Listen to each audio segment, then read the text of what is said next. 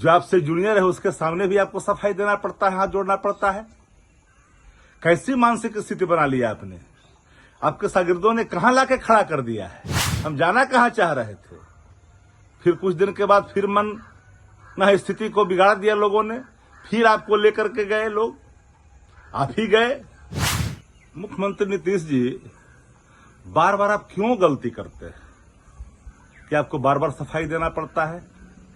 कितना दबाव आप पर है भारतीय जनता पार्टी का कि हर एक व्यक्ति जो आपसे जूनियर है उसके सामने भी आपको सफाई देना पड़ता है, हाथ जोड़ना पड़ता है। कैसी मानसिक स्थिति बना लिया आपने? आपके शागिर्दों ने कहां लाके खड़ा कर दिया है? ये तो स्वभाव बिहार हित के लिए ठीक नहीं है ना। राजद में आते हैं तो कहते हैं कि मिट्टी में मिल जाएंगे और भाजपा में नहीं जाएंगे। ये बात आप लिख लीजिएगा, कबूल नहीं है भाजपा।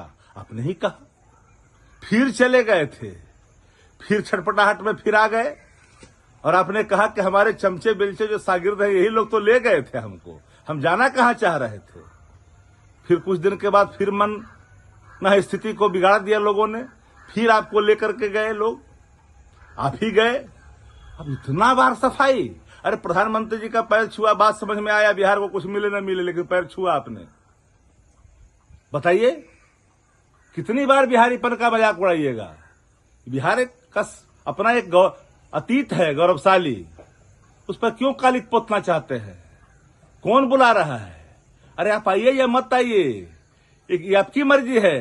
कोई बुला रहा है क्या आपको? कहां जाइएगा कि नहीं जाइएगा?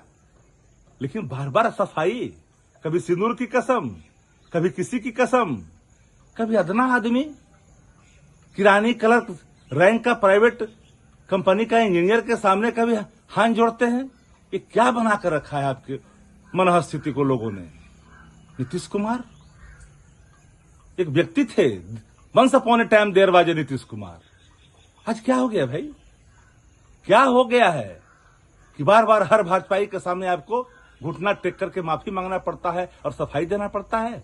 यही व्यक्तित्व रहा है क्या आपका? यही अतीत है क्या बिहार का? इन संघियों के सामने घुटना टेकते रहें, सफाई देते रहें? बिहार को लज्जित मत करिए।